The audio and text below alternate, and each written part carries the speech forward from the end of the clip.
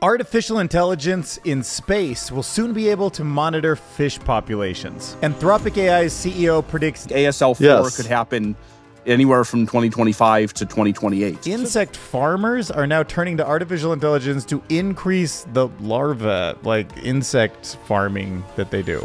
Sam Altman explains why there's literally no investment limits to investing in AI because, unimaginable wealth. Whether we burn 500 million a year or 5 billion or 50 billion a year, I don't care. Postmortem breakdown of OpenAI leaking cutting-edge model anonymously and then pulling it back.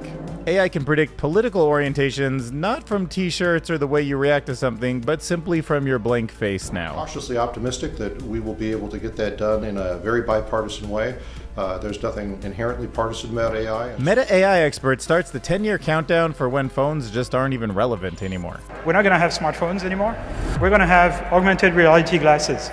I created a stunning 3D model with AI. Microsoft's Antitrust emails reveal this fascinating story behind the decade-old OpenAI investment. But first, let's check our countdown to artificial general intelligence. 72, staying strong. Whew. Okay, let's start by talking about putting artificial intelligence in space. Okay, so first, just think about what actually a bunch of satellites in space are doing when they all take photos looking down at the ground at the same time. They're creating this composite picture of Earth, and that's kind of in real time, and it shows something that most photographs don't. And that's how all the people on Earth are sort of interacting as a whole. As you keep going up, Earth becomes more data rich in terms of like a macro organism. And you can see something really unique about what's happening in the ocean, including how fish populations are moving around. You can see how geography and governments and ocean currents all change the planet as a whole. And those are so broad that as a human, like human scale, we just don't see that kind of change. So as of right now, this NASA administrator, Dan Golden, said that the space industry as it stands today is basically, quote, in the dark ages. And the thing is, there is so much that can be learned from looking down at Earth. I mean, weather itself is just almost uncalculatable, right? We could use all our computation on that. But how the Earth's forests and fields and like imagine bugs or different types of crops could be monitored, the kind of pollution, emissions, border crossings, illegal fishing. There's also radiation and extreme temperatures to deal with. And of course, limited power. You have to collect that energy, usually with solar panels. You have to get big batteries into space to power it. But if we do it all right, we can actually monitor fish populations from space.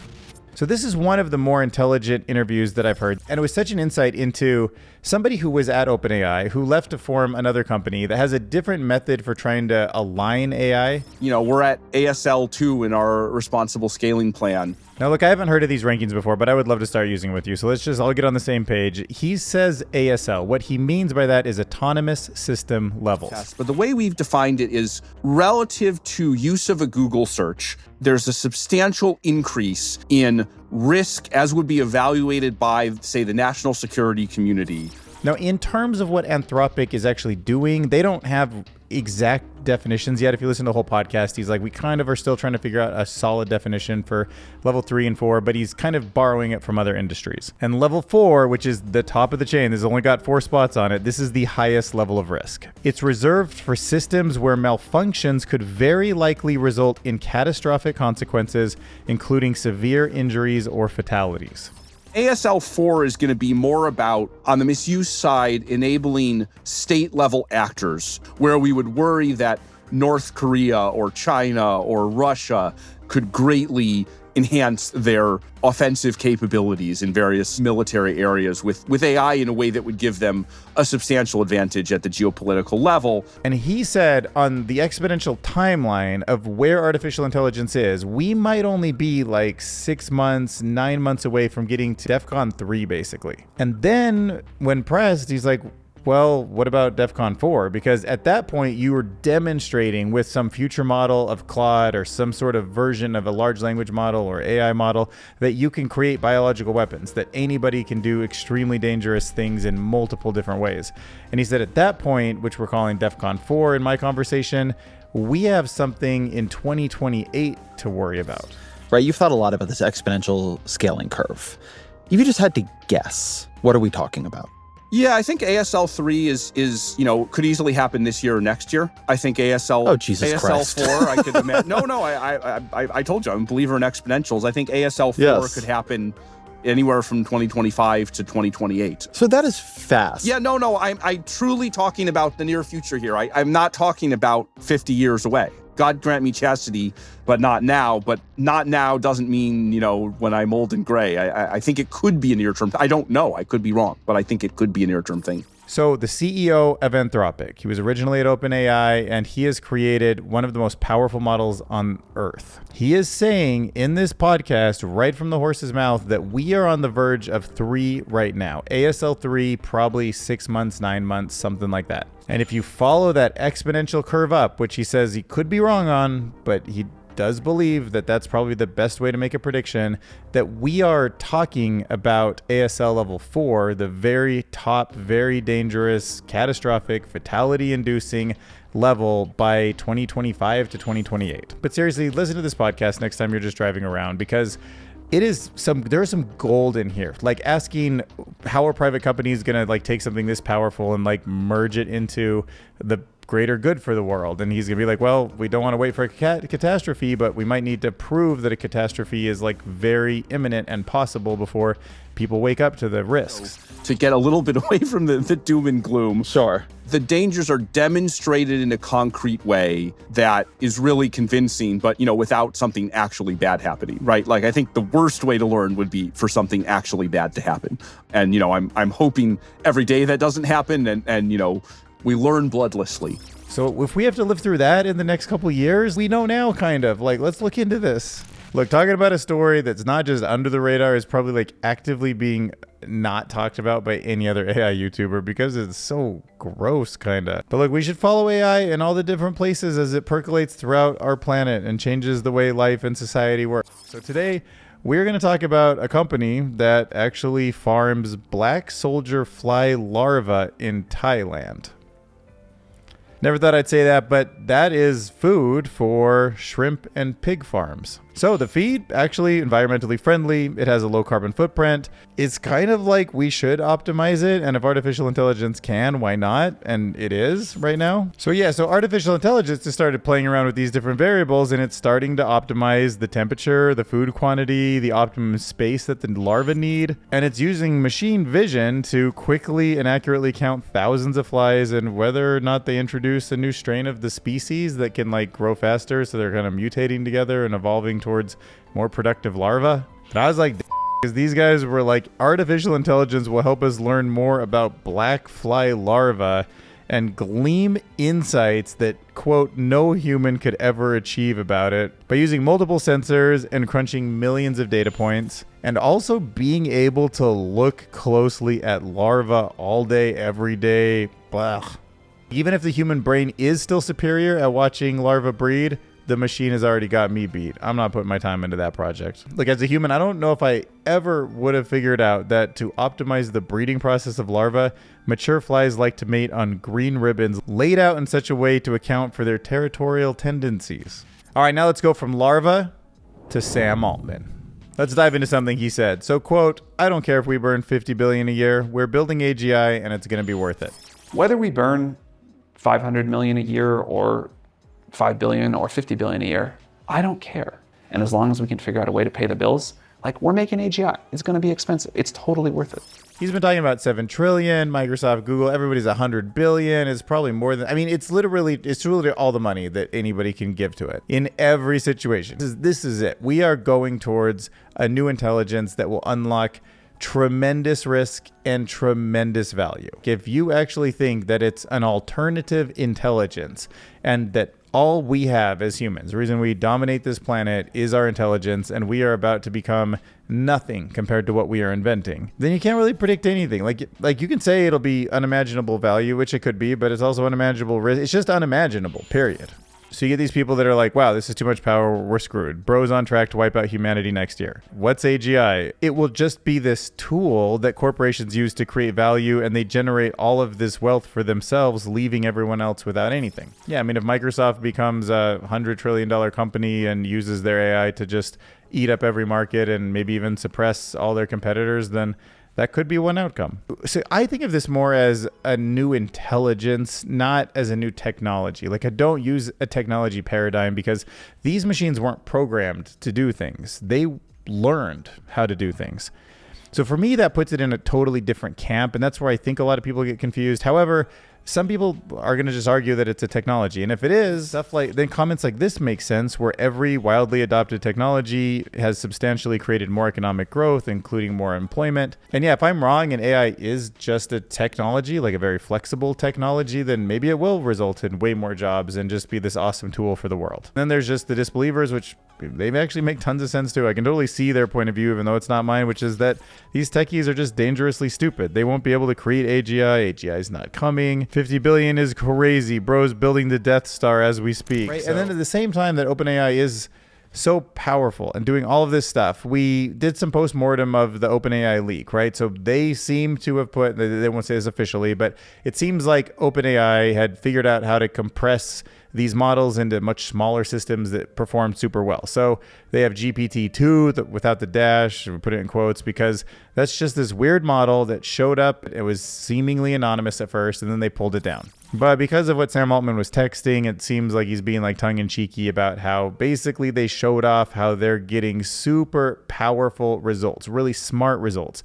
Borderline GPT-4 results on these tiny little models. Maybe even it was GPT-2 sort of remastered, which had a very small parameter size. So maybe GPT-5 won't actually be this giant 100 trillion parameter thing. Maybe it's smaller and just way better algorithm or designed differently. It struck me as slightly irresponsible, I guess, or just sort of weird for a major tech company to anonymously upload a new model and not take any ownership over it, like officially, because I actually am worried, and I know that once again I'm in future zone here, that you're going to have an artificial intelligent agent, something like Claude 5 or GPT-5, make a new model and then release it online, and we don't know who's responsible for it. And I don't like that. Like, I understand that maybe not all companies should have it and open source is a better way, but if you create a brand new model that's nobody's understood how it's trained or what its actual motives are, is it a sleeper agent or is it able to make weapons of some kind? Shouldn't we know who built it? Like what data it was trained on? Like, even if it was an individual with freedom to do that, like, couldn't we ask them, like, why'd you build this? Because now it's out in society and it's affecting all of us, right? Like, even if it is open source and people are updating it, that could be a good thing, but we should still probably have some ownership over it. Like when people upload backdoors into GitHub and it becomes a dangerous hack, like it's nice to know who did that so we can hold them responsible for it. Now, I didn't think a technology that could predict what political orientation you were with just a blank face would actually be anytime soon, and it looks like it's already here. So some researchers that were looking at privacy concerns and facial recognition found that artificial intelligence can gauge political views. Okay, so the researchers used standardized images, kind of put everybody in the same sort of look, lighting, framing of 591 participants. And they found that the algorithm and the human raters were similarly effective at predicting political orientation, with correlations around 0.21. And it shows, the studies show, that conservatives often have larger lower faces. Just because someone has a larger lower face doesn't seem to me like you should assume that they're conservative, but the finding does underscore that there's a risk to biometric surveillance. Now, the interesting part is the algorithm, the AI system, performed even better when factoring in age, gender, and ethnicity than the people did. And basically the model was able to predict political affiliation of over 3,000 politicians, more than random chance, in the US, UK, and Canada. But look at a face like that. I mean, how could you guess that that's a Republican or a Democrat? Like, there's nothing there to guess on. There's no MAGA hat. There's no, blue donkey shirt. I mean, I could totally believe that guy lives in San Francisco or Texas. I don't know. They took multiple pictures of participants. They're all 4,000 by 4,000 pixels. A hypothesis blind research assistant selected the best picture and cropped it to a tight rectangle from the top of the forehead to the bottom of the chin, with ears included. That's all you need to predict political orientation.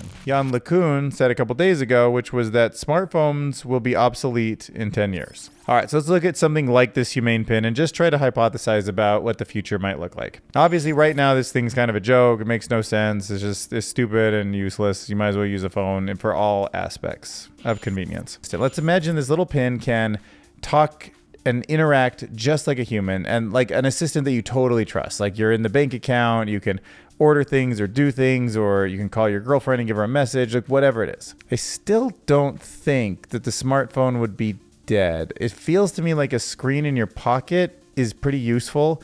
Maybe if it's glasses or projected onto contacts, like, but you need something that can kind of be in your visual field. Like the only thing that really could replace the smartphone, I think, would be like Neuralink. You'd have to just directly be in my brain, and I could visualize something just instinctively by thinking about it the same way I can imagine something in my brain. Okay, sure. Then phones are dead. But realistically, we found out that the Rabbit R1, which was such a cool little device, is basically just an Android app. And the wearable pin, I don't know, it doesn't make sense to me. Yeah, I guess it's a camera that can look forward so it can see your environment, which is something that if a constantly running ChatGPT like multimodal thing is doing, just living your life, understanding, like popping into your head and saying, hey, it looks like you're about to get hit by a bus, change lanes, or hey, go over there and like talk to that person. You should recognize them from that party 3 months ago or something. I guess that could be more powerful than a phone that's sitting in your pocket, but I think it would be the glasses, if anything, that come next. The augmented reality glasses, probably the camera in the lens, makes the most sense. Maybe it's a drone that flies above you all day and looks down and is a large language model to hear you, but it's not actually on you. It's just observing the entire environment around you, or this sort of network of drones and cameras that's constantly jumping between whatever angle is best. And it's also sort of aware of how the whole city around you is playing out and your personal data. So next, I wanted to play with this new tool that allows you to create stunning 3D models with AI. Like, let's play with this new tool. No affiliation, Meshey. I've just seen a bunch of this stuff in papers, but I rarely find a tool that I can play with, and everybody's talking about it, so I'm going to give it a try. All right, so I want to do this. Text to 3D. A super cute honeybee in a paper cut craft style. Not bad, actually. That is a pretty cool model that it generated. Guess I'll refine this one. He looks the most happy. All right, so look at that. We got our cute bee. I mean, I would say out of all of the things that I've seen generated, and I can't really think of a tool where I got to actually type in what I wanted and see it for a while now. Everything else has just been like examples from systems I'm not privy to. This is the best. All right, let's jump over to the OpenAI drama. So some interesting emails came out of Microsoft in the antitrust lawsuit. It's funny, I think back to this time, and I do remember, not that I was like making YouTube videos, but I do remember the news that OpenAI was getting a multi-billion-dollar investment from Microsoft in terms of cloud computing. I even remember when Elon Musk was talking about this stuff and just thinking, yeah, that's cool. Like, it's going to be a long road, but that 10 years went by really quick. And the whole time there was consistently awesome stuff that I remember being totally groundbreaking. I remember the video games coming out of Google, especially the DeepMind division. I remember AlphaFold 1 being a big thing. And I remember some changes in the way language was done, like bag of words models and things like that. And then by the time the Transformer hit, I kind of wasn't realizing what it was all about. And I saw the OpenAI playground where there were different kind of 3D places where you could play with stuff in an open way at OpenAI. But now to kind of have that nostalgic memory of what I knew in context of what it was like at Microsoft, another gigantic company that was trying to compete with Google in many aspects. All right, so just a fascinating email. 2019, take yourself back. This guy, Kevin Scott, he is the CTO at Microsoft, and when he writes emails, he puts people like the new CEO, Satya Nadella, and Bill Gates on them. But he was impressed with the way that autocomplete feature worked in Gmail, and that was getting, quote, scary good. And Satya Nadella responded by forwarding it to the CFO, and he used it as like, look, our CTO's scared that we're behind. Like, this is why I want to do it. So he's probably just like, hey, I need a bunch of money. And Amy is tasked with overseeing the company's financial goals and regularly keeping Microsoft's spending in check. So you can see the CTO's like, I don't know if we should spend that much money. And the CEO's like, I want to do it. Look, the CTO is even worried about this. We need to spend this money. Yeah, and then it's like redacted, which might have been some replies from Bill Gates himself. But since he's, not really the CTO of the company anymore, but why is he on this thread? Because, he's probably just still in the loop. And then Business Insider reports that, Bill Gates has been pretty active, visiting OpenAI quite a bit, even since 2016, helping broker the deal in the first place and investing more than $13 billion overall in OpenAI through Microsoft. It's really interesting. And Bing kind of made sense because Google just had so much market share, and it's like somebody needs another search engine.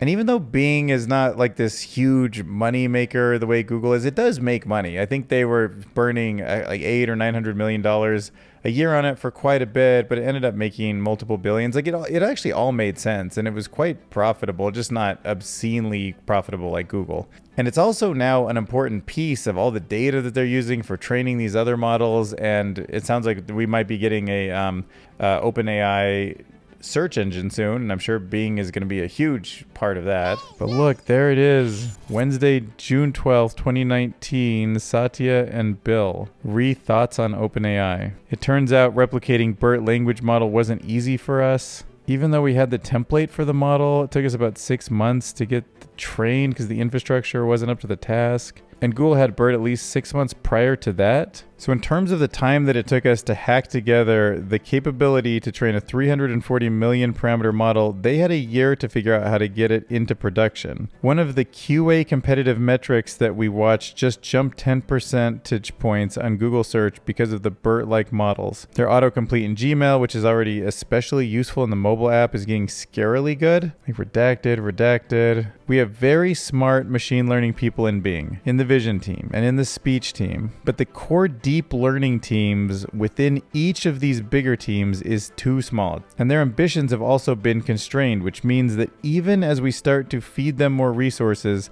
they still have to go through a learning process to scale up. We are multiple years behind the competition in terms of ML scale. Redacted. I think redacted all the way down now. Stephanie Shen wrote this really interesting piece originally published in Towards Data Science, which is called What Does Evolution Tell Us About Human Intelligence? This is a comprehensive analysis of AI with the biological brain. And the TLDR is that the human brain that we have is just simply shaped from millions of years of evolution. And because evolution is this connector, this giant branching tree to all biological life, we have these built-in similarities. Our cognitive functions are rooted in our genes and in the animal kingdom as a whole. So all of the types of intelligence that we really can think of, like decision-making, reflexes, coordination, conditioning, deliberately thinking through processes, they're all examples of how the brain integrated a continual learning system into the story of our entire existence. So intelligence was shaped with these probably pretty tight parameters. They're all about passing on your genes. They're all about existing in these sort of similar environments. I mean, for the most part, oxygen is everywhere, and all intelligence evolved sort of to utilize oxygen. And that seems like maybe a pointless constraint, but it's very different from something in silicon, right? And AI just lacks this integrated connecting branch. I don't think we can think of some of these models as really being connected to anything. Technologically, sure they are. Maybe they all use transformers or things like that, but they're sometimes trained with very different goals or data sets that are just completely foreign to all of the human intelligence we can compare it to. But there are some things that we have in our biological history that make us want to train models in certain ways. So there's a very loose constraint just in the fact that it's being created by humans and humans have human goals. But as machines kind of take on their own or start kind of tuning their own parameters or kind of choosing their own goals, that iterative process becomes less and less constrained by what we know about our constrained intelligence. So it's kind of important to see, if you ever know what a light funnel is, sometimes in cosmology, they talk about everything from this point where you are, where light possibly could go, is sort of at the limits of your possible futures. To me, I'm imagining something like that, and that's not from the article, but just when you think about how intelligence is kind of expanding outwards, I feel like there's sort of a light cone from today that we can think about as potential futures that are going to get wider and wider and wider to the type of intelligence we're comparing it to. All right, the next paper that we're going to look at is called Flame. I know. Very cool. Factually aware alignment for large language models. Probably thinking of some Marvel character. Flame on.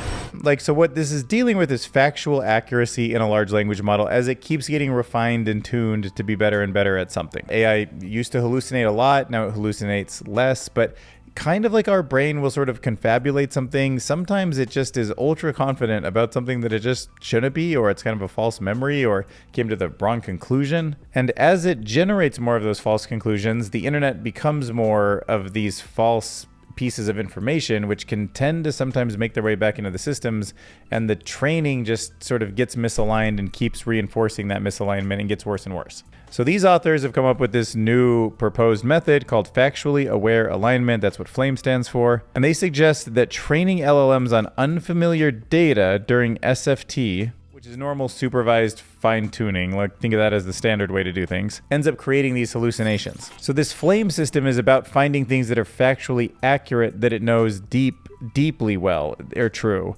and making sure that those become outsized in the data set that it's retraining on, so that it's always reinforcing ground truths. Like, we don't even notice them as humans, but every single time we walk around, we're reinforcing that gravity works. Like, it seems so intuitive that we can't forget about it, but in a weird way, we are being reinforced that gravity works, that shadows are cast in a certain way, that certain, especially fundamental physics that exist all around us are always existing and acting exactly the same every time you throw the football or a basketball. Just gravity acts on it the same way, right? So it's so deep in us, but also it's reinforced all the time and we don't know it. Flame is like reinforcing gravity all the time. Like, some of the stuff that just has to be like true fact about the universe needs an outsized sort of reinforcing of its knowledge. And it's not the kind of thing that the average person is ever going to go in there and ask ChatGPT, like, oh, as a reminder, like, gravity works. Or we don't really fill the internet with a lot of data about how gravity works because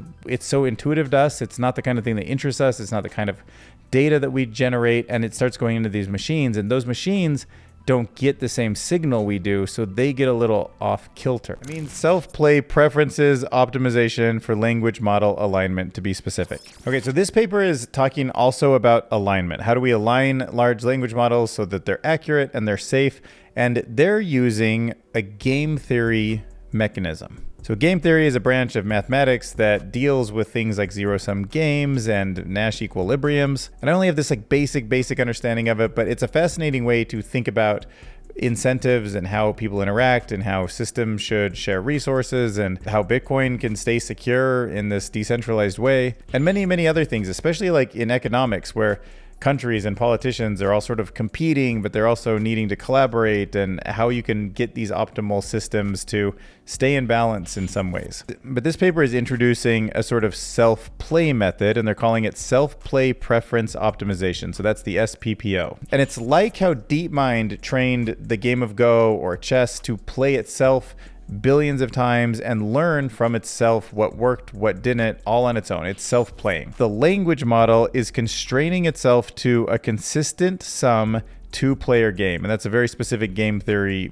format. And it's trying to find what they call a Nash equilibrium. I mean, that can mean a lot of different things depending on what you're looking for Nash equilibrium in, but just think of it as like we're both doing what's best for us and nothing needs to be like gamified anymore. I don't have to like bluff or fake. We're both just doing what makes the most sense for us, and we've balanced out. Like water sloshing around in a bucket until it just kind of finds its equilibrium and then it just stays steady. But I understand that it's more like jostling around what it knows from the input data that it already has seen before, trying to get better and better at optimizing its output. So I'm thinking of it a little bit like simulating what you're going to say like at a dinner before you say it, and just trying to gauge like, oh, is that actually going to have the reaction that I expect, and kind of refining it before you actually say it. And if you really understand game theory and want to read this paper and like leave me a comment, I would love that. This is a pretty fascinating thing I might dive into again soon. I just instinctively think there's something about self-play and self-simulation and thinking step by step that is all kind of fitting together to make these models just more powerful soon. All right, and I also came across an article called "The Brain Doesn't Create Consciousness, It Constrains It." And it reminded me about something I was sort of obsessed with like 9 months ago, which was this idea that consciousness isn't a thing that emerges and it's not this powerful, all-knowing state. It's more of a constrained version of what would feel unconscious but would actually be higher intelligence. And the way I used to think about it before I talk about this paper was that when you drive a car, you know it so well that it kind of drops below consciousness, right? You just have done it so many times that you know where the wheels are and the handle is, and you drive. You can think about something else, your body just does it. But at first, you were more conscious of it. So you've almost become unconscious because you become familiar. And if the brain wasn't constrained and it just kept expanding, like the way something like ChatGPT could, maybe where it just can digest sort of not infinitely, but as much as it can handle computing wise, and you can do a lot of things in parallel and just grow it and grow it, it almost becomes less conscious as it becomes more embracing, or at least the edge of where it doesn't know things might actually be bigger, but there's tons more that you would do unconsciously. So consciousness, I guess, kind of is bigger because it's on the fringe, but there's also much more in the middle if you imagine it like a circle. So this article kind of puts some new context on that. And he uses an example a little bit like talking, like the voice is shaping the air into sound. Like I couldn't talk better without a throat to constrain the air that's coming out of my lungs. And that itself was a new interesting metaphor that I thought was fairly in line with some of the ideas I was playing around with a little while ago. And then they also talk about how psychedelics and meditation also tend to support this idea. Now, I haven't actually done psychedelics. I've never done mushrooms, so I can't speak to this personally. But people who do study this and have tools like EEGs and MRI machines say that what you get on a psychedelic is reduced activity in the part of the brain that's called the default mode network, or the DMN. And that part of the brain is associated with ego, a sense of self and like what you desire in the world, I guess. And that's a part of the brain that's tightly associated with the whole concept of an ego, right? So I guess that's why they say sometimes like I had my ego destroyed, or it was so interesting to experience the world without an ego. Okay, and when that ego's down, which is kind of like the constraint of who you are. Like your ego is kind of like, these are the limits of what I am and what I expect. I have an ego. These are my boundaries. And when you bring that down, you're kind of feeling, I guess, a little bit less conscious, like individually, but more connected. They're just so fascinating. And I feel like some little bits of truth, or at least logic, are resonating for me deep down. And maybe there's something we could build on there. I'm still investing in this channel and doing it in my free time. And I really, really want to just go hard and make this a thing. So if you could help me help the algorithm get more views to this video, get more attention to it, I would super appreciate that. Thank you. I would love to make a living on YouTube, and I don't yet.